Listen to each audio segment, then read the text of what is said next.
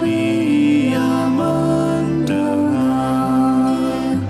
Sejak kulihat wajahnya, ku yakin pada firman-Nya dan menyerahkan bimbangku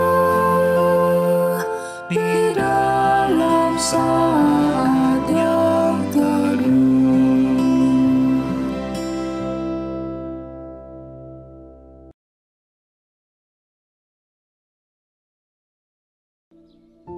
Pembacaan Mazmur 144 ayat 1 dan 2. Nyanyian syukur Raja dari Daud. Terpujilah Tuhan gunung batuku, yang mengajar tanganku untuk bertempur dan jari-jariku untuk berperang, yang menjadi tempat perlindunganku dan kubu pertahananku, kota bentengku dan penyelamatku, perisaiku dan tempat aku berlindung, yang menundukkan bangsa-bangsa ke bawah kuasaku. Selamat pagi Bapak Ibu sekalian, selamat berjumpa kembali dalam doa pagi online. Saudara, pagi ini kita akan membahas satu tema tentang pelayanan pendamaian. Nah, apa itu pelayanan pendamaian? Nanti kita bisa akan mendengarkannya. Namun sebelum itu saya mau mengajak kita sekalian untuk menyatukan diri kita di dalam doa. Saudara, mari kita berdoa. Tuhan Bapa dalam Yesus Kristus, saat ini sebagai umat Tuhan, kami ingin mendengarkan Tuhan berbicara kepada kami lewat firman-Mu. Tuhan berkati apa yang boleh kami baca dan apa yang boleh kami renungkan, supaya melalui semuanya itu Tuhan, kami boleh menjadi umat Tuhan yang senantiasa bertumbuh dalam firman Tuhan, tetapi juga di dalam tingkah laku perbuatan kami yang seturut dengan kehendak-Mu. Oleh karena itu kami mau serahkan seluruh doa kami ini hanya di dalam nama Tuhan Yesus Kristus. Amin. Saudara, firman Tuhan pada pagi hari ini terdapat di dalam kitab 2 Korintus pasal ke-5 ayat ke-17 sampai ke-21 yang menyatakan demikian, saudara. Jadi siapa yang ada di dalam Kristus, ia adalah ciptaan baru, yang lama sudah berlalu, sesungguhnya yang baru sudah datang. Dan semuanya ini dari Allah yang dengan perantaraan Kristus telah mendamaikan kita dengan dirinya, dan yang telah mempercayakan pelayanan pendamaian itu kepada kami. Sebab Allah mendamaikan dunia dengan dirinya oleh Kristus dengan tidak memperhitungkan pelanggaran mereka. Ia telah mempercayakan berita pendamaian itu kepada kami. Jadi kami ini adalah utusan-utusan Kristus. Seakan-akan Allah menasihati kamu dengan perantaraan kami. Dalam nama Kristus kami meminta kepadamu, berilah dirimu didamaikan dengan Allah. Dia yang tidak mengenal dosa telah dibuatnya menjadi dosa karena kita, supaya dalam Dia kita dibenarkan oleh Allah. Saudara, sampai demikian pembacaan kita. Tentu yang berbahagia adalah kita yang mendengarkan firman Tuhan dan memeliharanya di dalam hidup sehari-hari. Saudara, seperti yang tadi saya ungkapkan, tema kita adalah pelayanan pendamaian. Mungkin kalau kita ditanya, saudara, apakah saudara mengerti tentang menjadi seorang pelayan Tuhan? Maka saya percaya dan yakin bahwa saudara akan mudah menjawabnya. Apalagi kalau misalnya saudara aktif dalam satu pelayanan di gereja, di dalam satu bidang pelayanan tertentu, misalnya di komisi dewasa atau mungkin di komisi ibadah dan lain sebagainya. Tapi saudara, kalau saudara ditanya, apakah saudara adalah pelayan pendamaian? Mungkin jawabannya menjadi membingungkan. Apa itu pelayanan pendamaian? Nah saudara, ternyata ada istilah pelayanan pendamaian. Dan istilah itu tercetus oleh Rasul Paulus yang kalau kita baca di dalam 2 Korintus 5 ayat ke-18 dikatakan di sana, saudara, dan semuanya ini dari Allah yang dengan perantaraan Kristus telah mendamaikan kita dengan dirinya dan yang telah mempercayakan pelayanan pendamaian itu kepada kami. Jadi ada istilah pelayanan pendamaian. Nah, pertanyaannya kemudian, apa sih yang dimaksudkan Rasul Paulus dengan pelayanan pendamaian itu? Saudara, pelayanan pendamaian ini sebenarnya yang dimaksudkan pertama-tama bukanlah pelayanan pendamaian antar sesama manusia. Karena ini sesuatu yang seringkali ketika ada seseorang misalnya berkonflik dengan orang lain, atau barangkali diri kita berkonflik dengan orang lain, maka kita dikatakan, ayo kita harus menjadi orang-orang pembawa damai, ya, membawa kedamaian di dalam kehidupan bersama-sama dengan yang lain. Nah, saudara, tetapi pelayanan pendamaian yang dinyatakan Paulus ini rupanya bukan pertama-tama adalah pelayanan pendamaian dalam hubungan antar manusia, tetapi adalah pelayanan pendamaian antara hubungan Allah dengan manusia. Mengapa? Karena sebenarnya sumber segala perseteruan di dalam kehidupan manusia itu adalah berawal dari perseteruan antara Allah dengan manusia. Karena itu Kristus datang ke dalam dunia ini untuk membawa damai terutama antara Allah dengan manusia.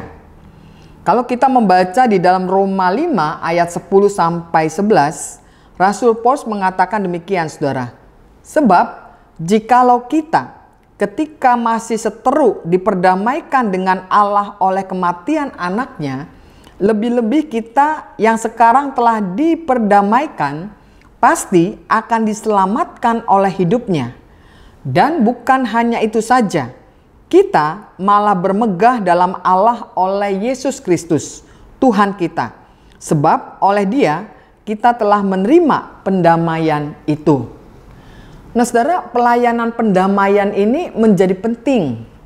Kenapa? Karena tadi orang seringkali berpikir kalau kita punya konflik dengan seseorang, lalu kita buru-buru berpikir bahwa yang perlu dilakukan adalah bagaimana kita kembali membangun hubungan damai dengan orang itu. Padahal justru yang harus dilakukan pertama dan terutama adalah hubungan kita dengan Tuhan.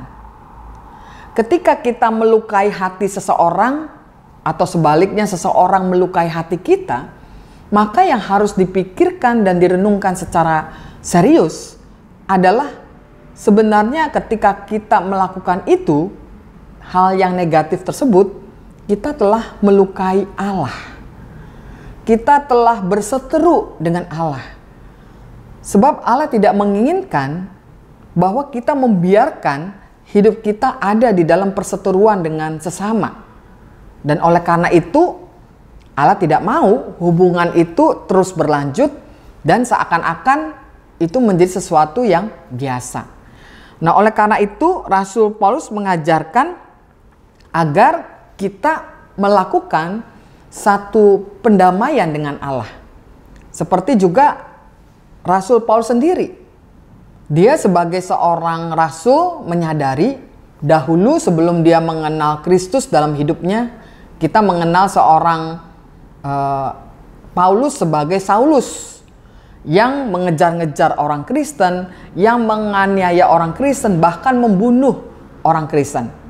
Tapi setelah ada peristiwa Damsyik di mana Allah menegur Rasul Paulus, maka di situ kita melihat ada satu perubahan yang luar biasa terjadi di dalam diri Rasul Paulus. Dia menjadi orang yang sebaliknya, yang tadi mengejar-ngejar orang Kristen, menganiaya bahkan membunuh mereka, menjadi orang yang justru berjuang demi Kristus, bahkan rela mati demi Kristus. Kenapa? Karena Rasul Paulus merasa ketika hubungan dengan Kristus menjadi pulih, maka hubungan dengan sesama pun dia menjadi pulih. Dia tidak lagi melihat orang-orang Kristen sebagai orang-orang yang harus dimusuhi. Bahkan sebaliknya, Dia merangkul banyak orang-orang Kristen untuk mengenal Kristus. Makanya kemudian dalam perjalanan hidup Rasul Paulus, dia mau menjadi seorang guru, seorang rasul di jemaat yang dia layani. Padahal kita tahu saudara, tantangan untuk mengabarkan Injil itu tidak mudah. Ada saja orang-orang yang tidak suka dengan pelayanan Rasul Paulus. Itu terjadi ketika kita membaca di bagian Korintus ini.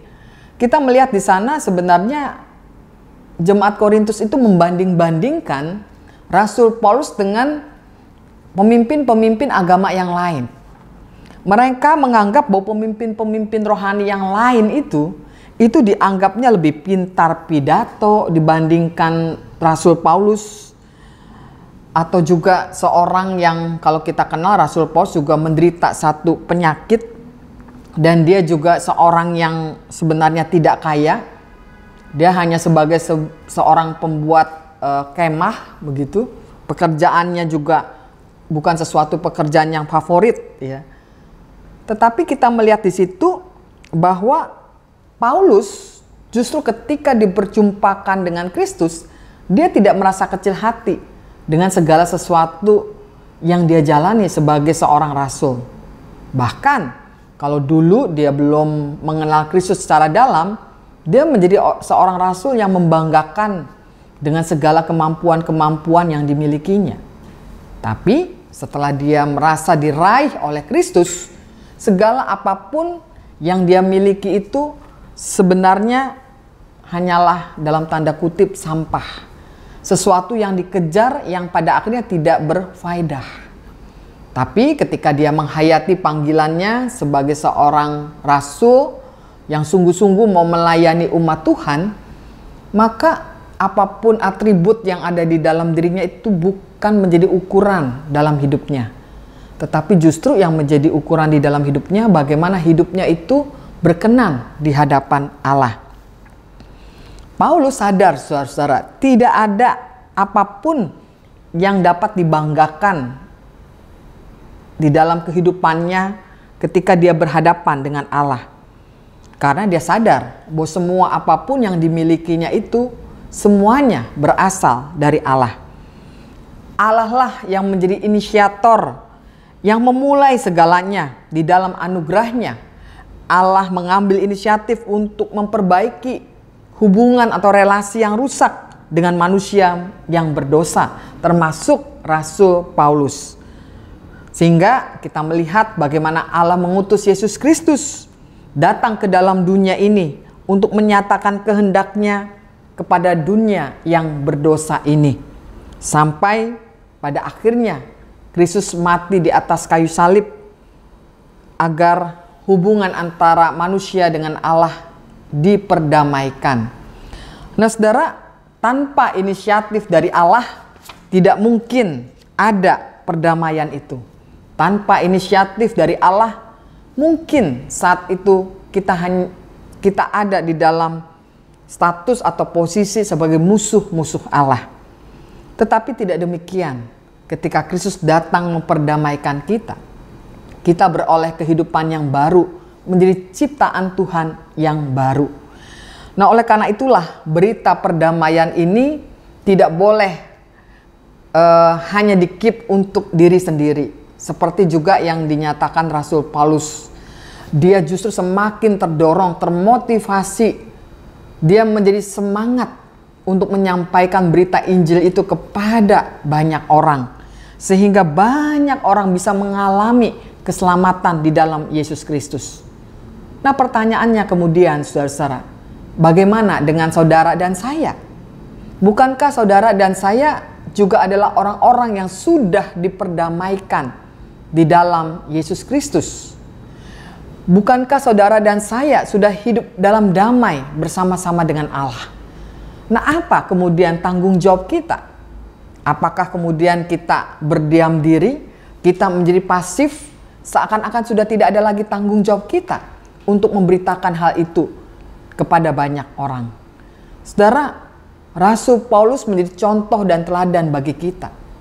Setelah dia menerima Kristus dan menerima berita perdamaian itu, menghidupi berita perdamaian itu, dia terdorong untuk memberitakan Injil. Bahkan dia mempertaruhkan nyawanya sekalipun.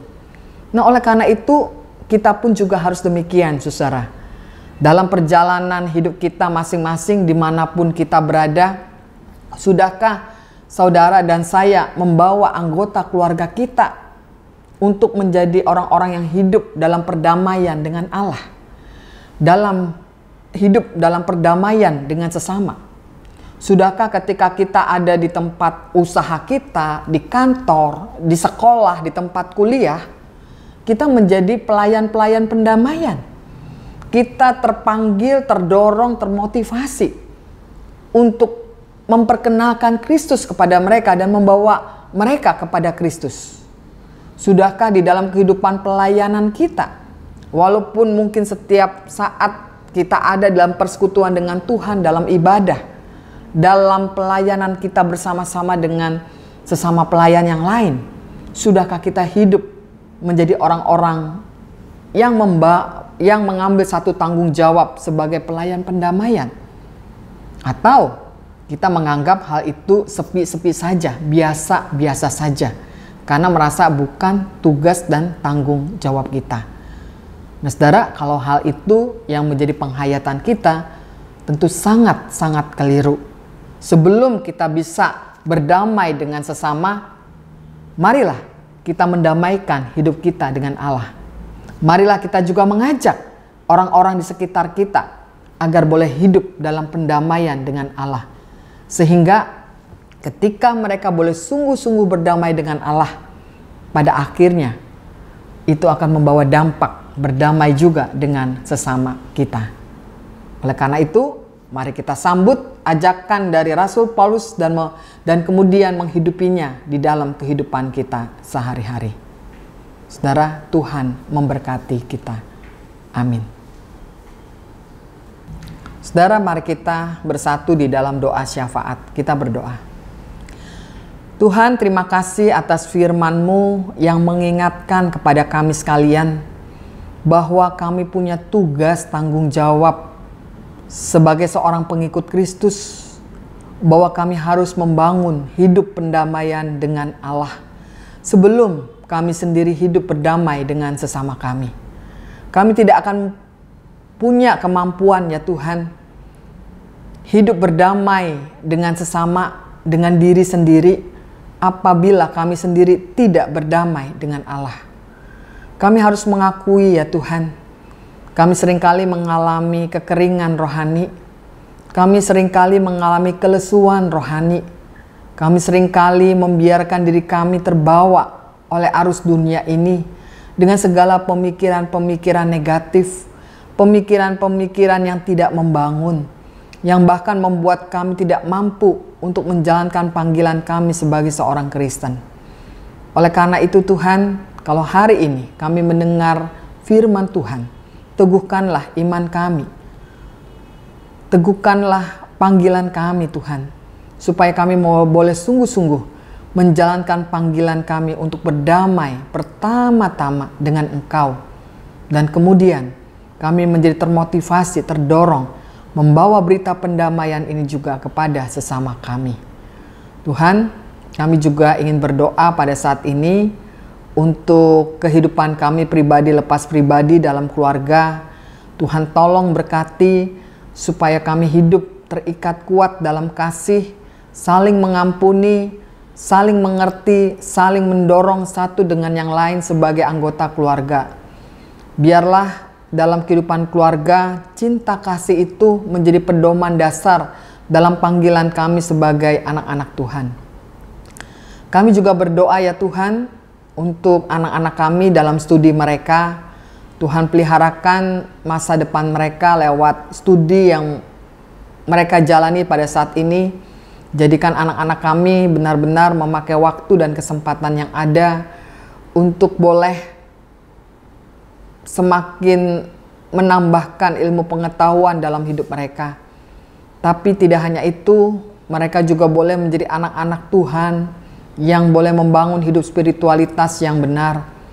Terlebih lagi karena kami sadari di dunia saat ini ya Tuhan, yang sangat rentan dengan kuasa-kuasa kegelapan yang bisa sangat mudah menyeret seseorang jauh daripada Tuhan.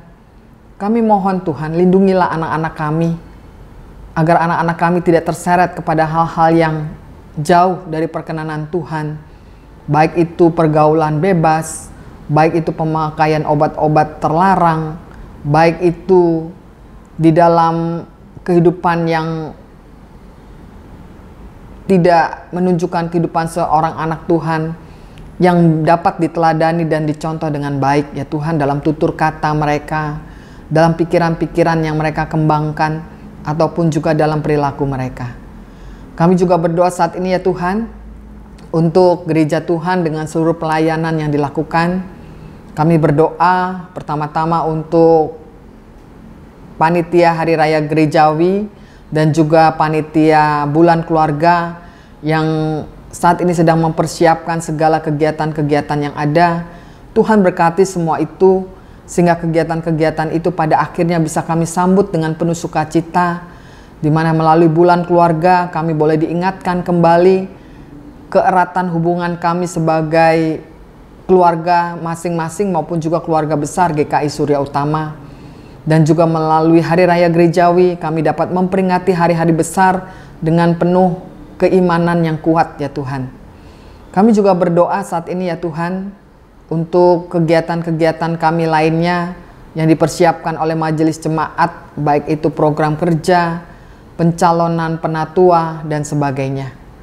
Tuhan, kami juga ingin berdoa untuk bangsa dan negara kami, di mana saat ini proses pemilihan presiden dan wakil presiden serta anggota DPR sedang berlangsung. Tuhan menolong supaya proses ini berjalan dengan lancar, supaya tidak terjadi kekisruhan politik ya Tuhan. Tapi biarlah masing-masing partai, masing-masing koalisi dapat bekerja dengan niat yang bersih, yang benar, sehingga pada akhirnya pesta demokrasi juga boleh diselenggarakan dengan sukacita, dengan kegembiraan, tanpa rasa takut. Dan pada akhirnya kami juga akan memperoleh seorang presiden yang dapat melanjutkan tugas dan tanggung jawab yang sekarang ini sedang diemban oleh Bapak Jokowi dan juga seluruh kabinetnya. Bapa dalam Tuhan Yesus Kristus, kami juga berdoa Tuhan untuk alam semesta ciptaan Tuhan yang menjadi tanggung jawab kami untuk memeliharanya.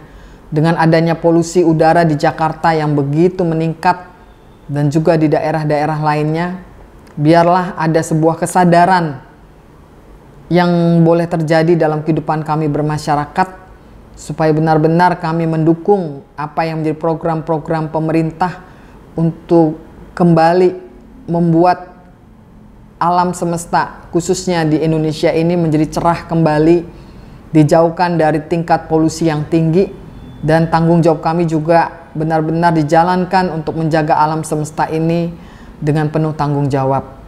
Tuhan, terima kasih atas seluruh doa-doa syafaat yang boleh kami naikkan. Doa ini hanya kami naikkan di dalam nama Tuhan Yesus Kristus sebagai Tuhan dan Juru Selamat kami yang hidup. Amin.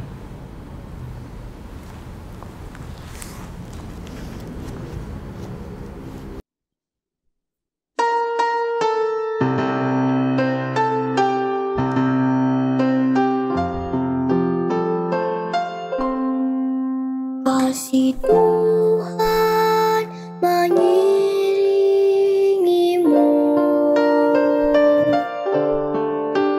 dan sayang